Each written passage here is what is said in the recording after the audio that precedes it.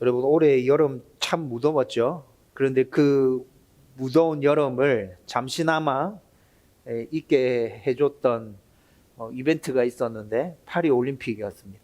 여러분, 파리 올림픽 기억나십니까? 올 여름에 있었는데 한참 전에 있었던 올림픽처럼 느껴지죠. 여러분, 그 파리 올림픽에서 남자 400m 계주의 강력한 우승 후보는 미국이었습니다.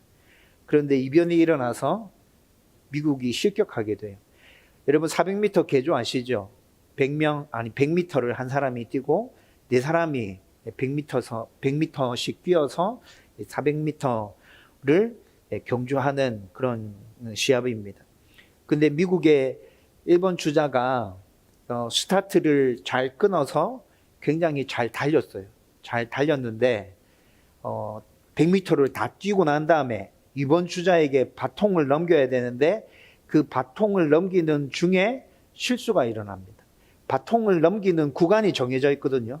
그 구간 안에서 바통이 넘겨져야 되는데 그 구간을 벗어나 버렸어요. 2번 주자가 너무 빨리 스타트를 끊어서 1번 주자가 쫓아가고 있는데 그 구간 안에서 바통을 넘겨주지 못했어요. 그 구간을 벗어나서 바통을 넘겨주게 됐죠.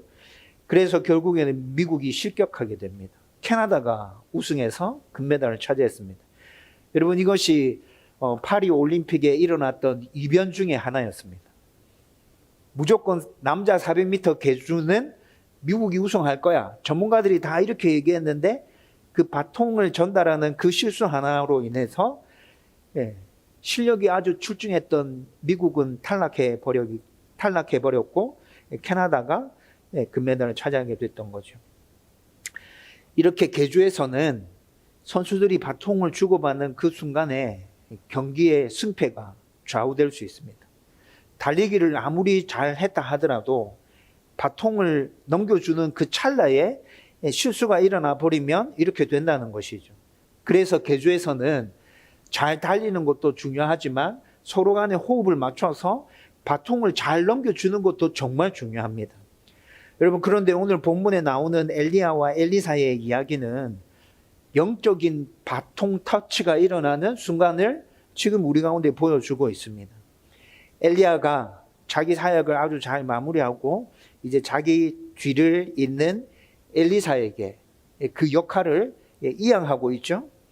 이 과정은 하나님의 뜻과 그의 나라를 세워가는 구속사의 전체 그림을 살펴보면 굉장히 중요한 순간이에요. 한 사람의 리더십에서 그 리더십이 다른 사람으로 이양되는, 넘어가는 그런 아주 중요한 순간이죠. 그리고 엘리야와 엘리사의 경우만 아니라 모든 영적인 바통 터치의 순간이 다 중요하죠. 아브라함에게서 이삭으로 바통 터치가 일어날 때, 또 모세에게서 여호수아로 바통 터치가 일어날 때, 사무엘에서 사울 왕으로 바통 터치가 일어날 때, 여러분, 이런 모든 역사적인 순간에 그 바통 터치들이 다 중요했죠. 그 바통 터치가 어떻게 이어졌느냐에 따라서 이스라엘의 역사가 완전히 뒤바뀌고 달라지는 모습들을 우리는 성경에서 계속 확인할 수 있게 되잖아요. 이런 관점에서 우리도 영적인 바통을 누군가에게로부터 이어받았고 지금 그 바통을 들고 우리는 열심히 뛰고 있는 중입니다. 그리고 열심히 뛰다가 어느 순간에는 우리가 들고 있는 그 바통도 또 다른 누군가에게 넘겨줘야겠죠? 이 역시 굉장히 중요한 일입니다. 그래서 오늘 본문을 통해서 하나님이 각자에게 맡긴 역할과 사명이 무엇이고 어떻게 그것을 이룰 것인지에 대해서 여러분들과 함께 말씀을 나누려고 합니다.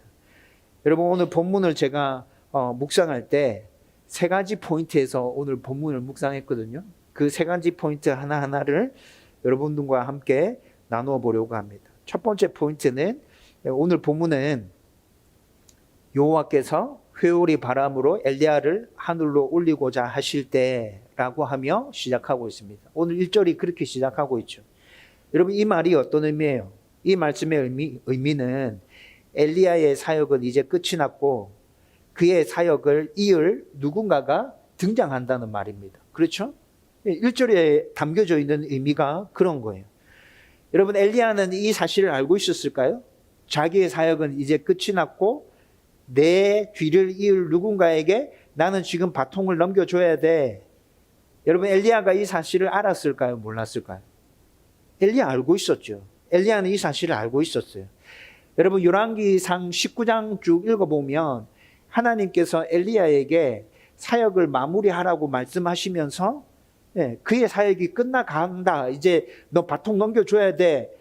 열왕기상 19장에서 이런 이야기들을 하나님께서 엘리야에게 들려주셨다고 해요.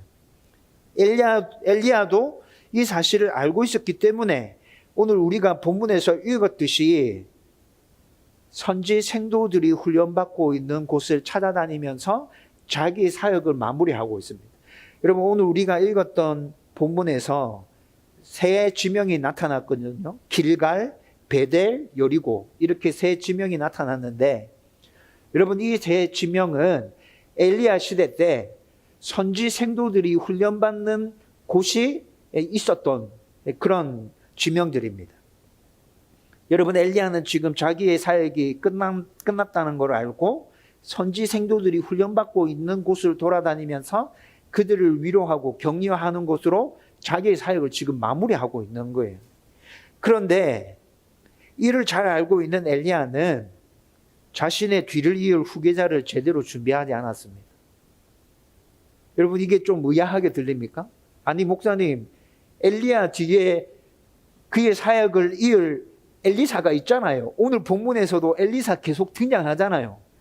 여러분, 이런 생각을 하실 수 있습니다. 여러분, 그런데 오늘 우리가 본문에서 읽었잖아요. 여러분, 엘리야가 지금 자기의 사역을 마무리하면서 길갈과 베델과 여리고를 들러가며 선지 생도들을 격려하고 있죠. 그런데 엘리사가 쫓아옵니다. 엘리사가 쫓아올 때마다 엘리야는 뭐라 얘기합니까? 너 여기 머물러 있어. 쫓아오지 마. 라고 얘기하고 있죠. 여러분, 세 곳에서 똑같이 엘리야가 얘기하고 있어요.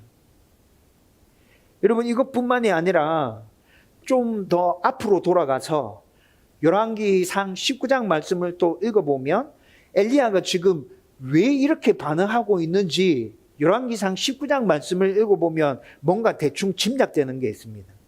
여러분, 열왕기상 19장에는 바알과 아세라 선지자들을 다 죽이고 난 다음에 이세벨에게 쫓길 때 엘리야가 숨어 지내고 있죠. 숨어 지내고 있을 때 하나님께서 엘리야에게 찾아가셔서 하셨던 말씀이 열왕기상 19장에 나타나거든요. 여러분, 그런데 여러분, 이때 엘리야가 뭐라 얘기합니까? 모든 하나님의 사람들은 다 죽고 나 혼자만 살아남았어요. 엘리야가 지금 계속 그렇게 얘기하고 있거든요. 여러분, 엘리야가 왜 이렇게 얘기할까요? 엘리야는 자신만이 독보적이고 유일한 하나님의 일꾼이라고 지금 생각하고 있는 거예요. 나머지 사람들은 하나님의 일꾼으로 그가 인정을 하고 있지 않아요. 여러분, 이런 엘리야에게 하나님 뭐라 얘기하십니까? 바알에게 무릎 꿇지 않은 수많은 사람들이 있다. 너만 아니야. 하나님께서 그렇게 말씀해 주시죠. 여러분, 엘리야가 이런 생각을 가지고 있었기 때문에 엘리사가 그를 쫓아다니고 있지만 엘리사를 자기의 후계자로 제대로 세워주고 있지 않은 거예요. 열왕기상 19장 말씀에 보면 하나님께서 분명히 엘리야에게 말씀합니다. 엘리사를 선지자로 불러서 그에게 기름을 부어 너의 후계자로 세워. 하나님께서 이렇게 분명하게 말씀해 주셨거든요. 그런데 그 명령에 대해서 엘리야는 굉장히 소극적으로 움직이고 있습니다. 엘리사를 불러서 기름을 부어서 선지자로 세우고 너의 후계자로 세워 라는 말씀에 순종하는 듯 보입니다. 그래서 밭 깔고 있는 엘리사를 찾아가서 엘리야가 엘리사를 불러오죠. 불러옵니다. 그런데 그게 전부 다입니다. 하나님은 분명히 기름을 부어서 선지자로 세우라 말씀하셨는데 아직까지 엘리야는 엘리사에게 기름 붓지 않았습니다.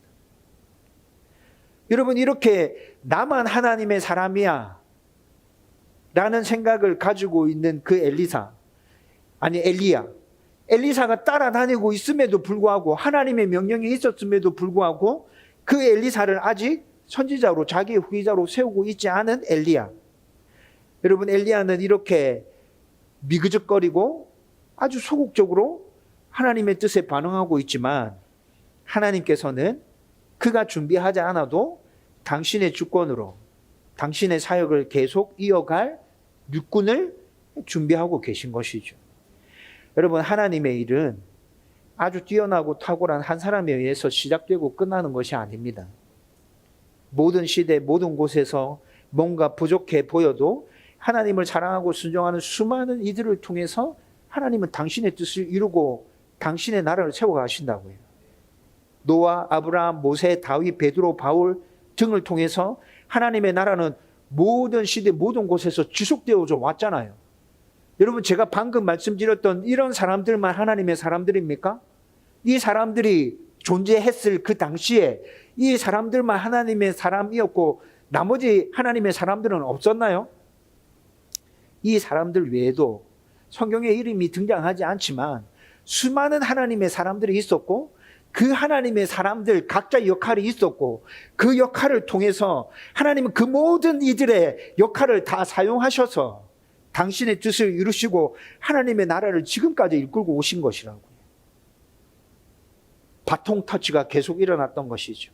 하나님의 사람에게서 또 다른 하나님의 사람에게로 바통 터치가 계속 일어났고 그 바통이 지금 저와 여러분에게까지 이어져 온 것이라고요. 우리 이후에 또 다른 누군가가 있겠죠. 우리는 그 바통을 또 다른 누군가에게 전달해 줘야 돼요. 여러분, 여기서 우리가 꼭 기억해야 될 사실이 있습니다. 우리 앞에, 우리 주변에, 우리 뒤에 수많은 하나님의 사람들이 있었어. 나만 하나님의 사람인 것이 아니야. 수많은 하나님의 사람들이 있었고 그들을 통해서 하나님은 모든 일들을 이루고 계셔. 여러분, 이 사실을 분명히 기억해야 한다는 것이죠. 여러분, 이 사실을 기억하는 것이 왜 중요할까요? 내 앞에 하나님의 사람들이 있었고 나도 하나님의 사람이지만 내 주위에 또 다른 하나님의 사람들이 있고 내 뒤에 이을 또 다른 하나님의 사람들이 있어. 이 사실을 알아야 저와 여러분들이 하나님의 일을 하면서 겸손할 수 있죠. 이 사실을 알아야 힘들고 어려울 때 인내할 수 있죠. 함께 사역하는 사람들을 배려할 수 있고 이해할 수 있고 사랑할 수 있고 섬길 수 있고 힘들고 어려울 때 나 혼자만이라고 그렇게 느껴질 때 그때조차도 소망을 잃지 않고 아니, 나 혼자 아니야. 나 외에도 수많은 하나님의 사람들이 지금 이 시대에 똑같이 각자의 자리에서 열심히 사역하고 있고 노력하고 있어 라는 생각을 하면서 소망을 품고 헌신할 수 있게 된다는 것이죠. 여러분, 이 사실을 기억하지 못하면 여러분, 우리는 엘리야 같은 실수를 범하게 됩니다. 나만 독보적인, 나만 유일한 하나님의 사람이에요. 여러분, 이건 아주 교만한 생각인 것이죠. 교만한 생각이에요. 두 번째 묵상한 포인트는 본문에 언급되지는 않았지만 엘리야와 엘리사의 사역을 비교해 보면 조화를 이루고 있다는 것을 알 수 있습니다. 여러분, 엘리야는 강력한 심판의 메시지를 선포합니다. 회개를 촉구하고 바알과 아세라의 선지자들과 대결해서 불의 심판을 내리죠. 이는 북이스라엘의 우상 숭배에 대한 강력한 경고와 하나님의 절대 주권 선포와 영적 개혁의 초석을 놓는 사역이었습니다. 여러분, 그런데 엘리야가 분명히 필요했기 때문에 이런 사역을 했는데 하지만 심판과 회개를 강력하게 선포함으로 인해서 사회 전반에서 아주 극심한 긴장을 고조시키고 있었어요. 여러분, 엘리야의 스토리를 여러분 다 알고 계시잖아요. 머릿속에 한번 그림 그려보세요. 엘리야와 긴장이라는 주제로 엘리야 스토리를 한번 쭉 머릿속에 떠올려 보세요. 여러분, 엘리야와 아합이 극심한 갈등 속에 있습니다. 여러분, 아합이 엘리야를 죽이려고 하죠. 아합이 엘리야를 왜 죽이려고 합니까? 엘리야가 하나님의 메시지를 강하게 계속 선포하고 있으니까 그 메시지가 듣기 싫은 아합은 엘리야를 찾아서 죽여버리려고 합니다. 여러분, 아합하고만 이렇게 갈등 구조였나요? 엘리야와 바알과 아세라 선지자들, 여러분 아시잖아요. 그렇죠? 네. 피비린내 나는 살육이 일어나죠. 네. 엘리야와 이세벨 사이는 또 어떻습니까? 엘리야와 이세벨 사이에서도 극심한 긴장이 있었어요. 엘리야와 북이스라엘 백성 전체, 엘리야와 북이스라엘 백성 전체에 대해서는 성경이 딱히 보여주는 게 없지만 여러분 엘리야의 메시지를 생각해 보면 북이스라엘 백성 전체와 엘리야도 극심한 긴장 관계 속에 있었겠죠? 여러분 이 긴장의 고조는 엘리야 자신에게도 굉장히 큰 부담이었습니다. 그래서 어떻게 합니까? 바알과 아세라 선지자들과 붙어서 이겼습니다. 이겼음에도 불구하고 이세벨이 잡아서 죽이겠다 말하는 그 메시지를 듣고 엘리야가 도망치잖아요. 여러분 엘리야의 사역은 이랬어요. 하나님의 심판과 회개를 촉구하고 굉장히 강력한 메시지를 내뱉었고 그로 인해서 수많은 사람들과 갈등을 빚어내고 그 갈등 속에서 자신도 두려워서 도망까지 가고 반면에 엘리사는 치유와 회복의 선지자로서 적군이었던 적의 나라였던 나아만 장군까지도 치유해주는 사역을 엘리사가 펼칩니다. 과부의 기름병 기적. 여러분 이 스토리도 알고 계시죠? 과부가 먹을 게 없어가지고 한 끼 해먹고 죽으려고 하는데 그 가루통과 기름통에 뭐가 계속 생겨나잖아요. 그리고 이뿐만이 아니라 수넴 여인의 아들을 살리는 기적도 하죠. 베풀죠. 선지 학교를 운영하기도 합니다. 선지 학교를 운영하면서 직접 선지 생도들과 함께 그 안에서 사역하며 살아가는 엘리사를 우리는 또 성경에서 발견할 수 있게 됩니다. 여러분 엘리사의 사역은 백성들과 굉장히 가까이 지내고 있으면서 그들을 치유하고 위로하고 회복해 주는 사역들을 펼치고 있죠. 여러분 너무 대조적이지 않습니까? 두 사람 다 모두 북이스라엘을 대상으로 해서 하나님의 메시지를 선포했던 선지자들입니다. 북이스라엘을 대상으로 해서 사역했던 선지자, 그리고 시대가 아주 많이 떨어져 있는 것도 아니고 엘리야 뒤를 바로 엘리사가 있잖아요. 그런데 이들의 사역이 이렇게 대조를 이루고 있다고요. 여러분 이 시대에 정권이 바뀌면서 이렇게 대조적인 정책을 펼쳐낸다면 여러분 우리는 지금 뭐라 평가하고 뭐라 얘기할 것 같아요? 손바닥 뒤집듯이 해딱 이렇게 뒤집고 있네. 여러분 이렇게 얘기하면서 부정적으로 얘기하잖아요. 그렇죠? 네. 어떻게 보면 엘리야의 사역과 엘리사의 사역이 정반대로 보이면서 이렇게 해가지고 이 사역이 뭔가 이어지나? 일관성이 있게 연결되나? 이런 생각이 들기도 합니다. 여러분 하지만 하나님 나라 관점에서 이들의 전체 사역을 놓고 한번 보십시오. 엘리야가 했던 사역, 엘리사가 했던 사역. 여러분 이 사역 전체를 놓고 하나님 나라의 관점에서 보기 시작하면 하나님께서 지금 이들을 통해서 균형을 맞추고 있다는 것이 보여집니다.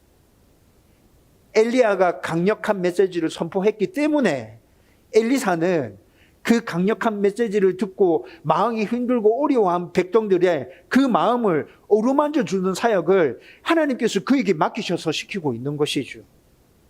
여러분 이것이 바로 모든 것을 합력하여 선을 이루시는 하나님의 역사입니다. 여러분 우리가 보기에는 이해가 안 돼요. 납득이 안 돼요. 이게 사역의 일관성이 없는 것 같은데 이게 했다 이렇게 뒤집혀지면 되나? 이런 생각이 들지만 하나님께서는 그 모든 과정 중에서 하나님이 계획하신 대로 그렇게 당신의 나라를 이 땅 가운데 굳건하게 세워가고 있다는 것입니다. 우리가 이해할 수 없어도 지금 당장 알 수 없어도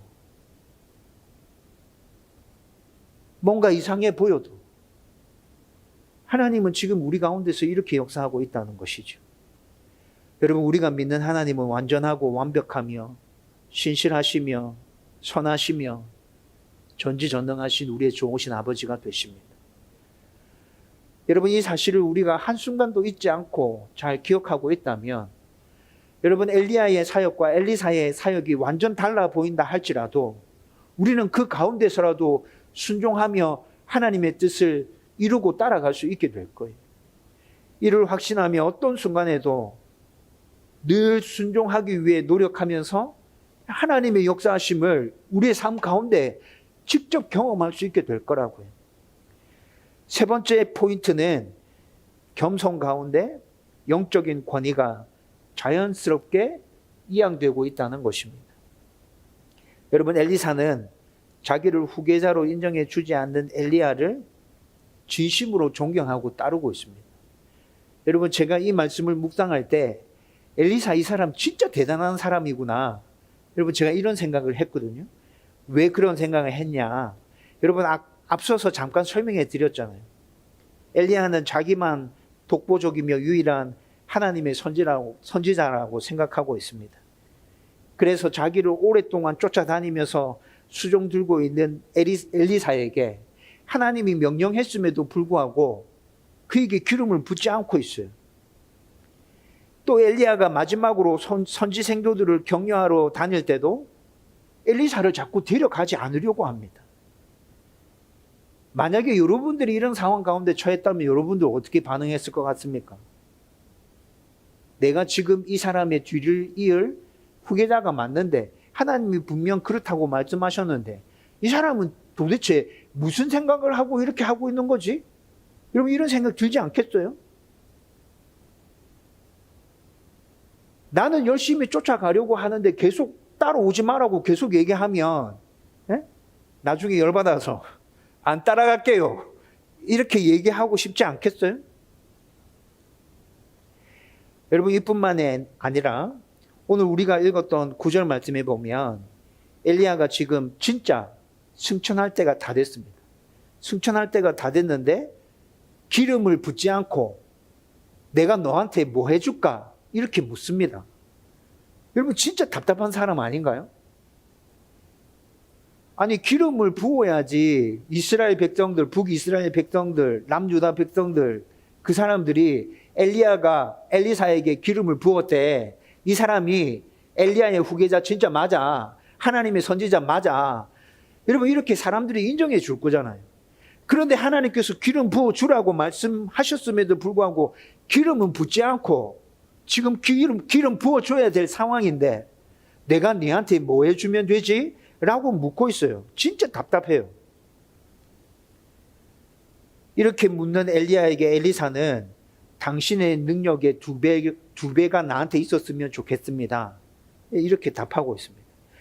여러분, 이 대답이 어떻게 생각해 보면 지금 나한테 기름 부어줘야 되는데 기름 안 붓고 계속 이렇게 니그적거리고 있어? 그러면 내가 너보다 훨씬 더 많은 능력을 받아서 그 능력을 사람들한테 막 보여주면서 내가 하나님의 선지자임을 나 스스로 증명해낼 거야.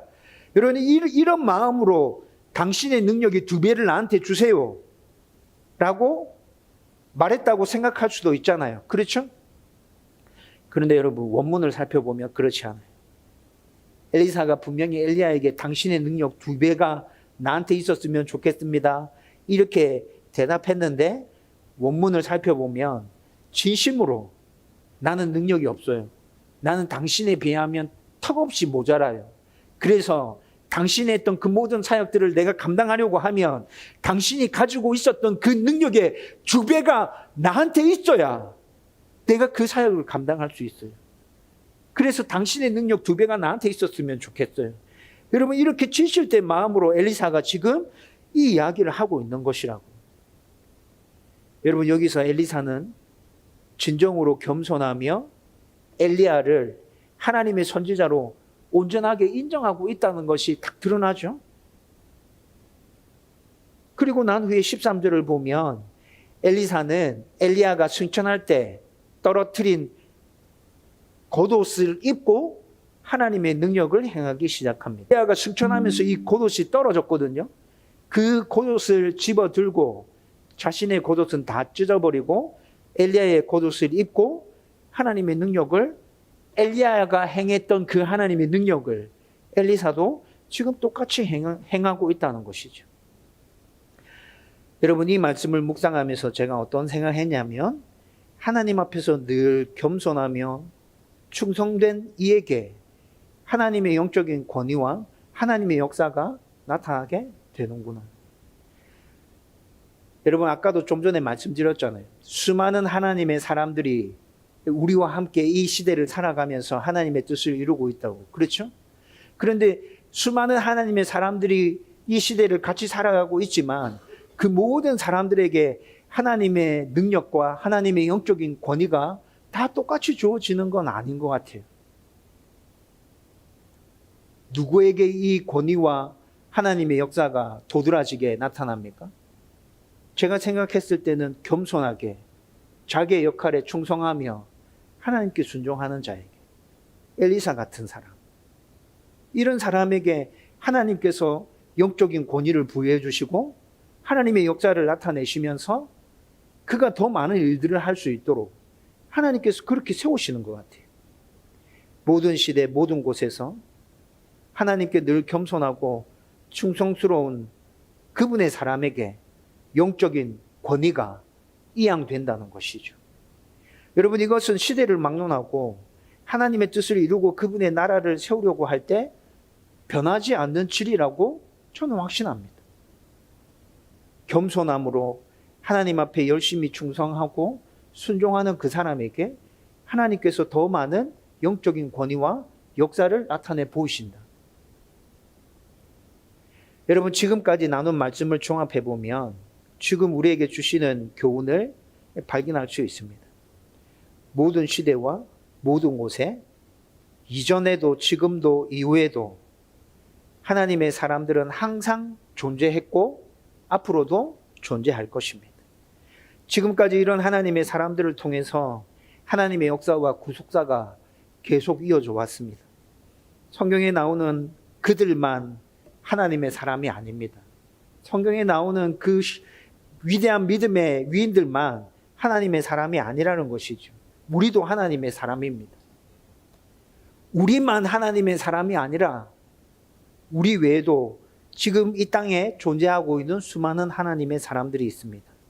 그리고 또 이후에 우리 외에도 다른 하나님의 사람들이 또 세워질 것입니다. 그들을 부르신 하나님은 당신의 주권에 따라서 각자에게 맞는 은사와 고유한 역할들을 맡기실 겁니다. 우리 각자 맡은 그 고유한 역할을 잘 감당할 때 하나님께서는 모든 것을 협력하여 선을 이루어 가실 것입니다. 그리고 우리의 은사와 역할로 우리를 드러내는 것이 아니라 하나님을 드러내며 그분의 나라를 세워가야 한다는 것이죠. 이렇게 하기 위해서 우리는 겸손해야 되고 성실하게 각자에게 부여되어진 그 역할에 최선을 다하면서 하나님께 충성해야 한다는 것입니다. 그러면 우리를 통해서 분명히 하나님이 드러나게 되고 하나님의 나라가 세워지고 그분께서 영광받게 될 것입니다. 비교하지 마십시오. 다른 사람들을 시기하지 마십시오. 저 사람은 왜 저렇게 엄청난 일들을 하고 있지? 저 사람에게는 왜 하나님이 저런 일들을 맡기시고 나한테는 왜 이런 일만 맡기시는 거야? 여러분, 이렇게 생각하지 마세요. 각자의 역할이 있는 거예요. 각자의 은사가 있는 거예요. 하나님이 우리를 너무 잘 아시기에 그에 맞게끔 우리에게 허락해 주신 역할인 것이죠. 아브라함의 역할이 있고 모세의 역할이 있고 엘리야의 역할이 있고 엘리사의 역할이 있습니다. 마리아의 역할이 있고요. 베드로의 역할이 있었고요. 바나바의 역할이 있었고 바울의 역할이 있었던 것이죠. 마찬가지로 지금 열심히 신앙생활을 하고 있는 우리 각자의 역할도 있는 것입니다.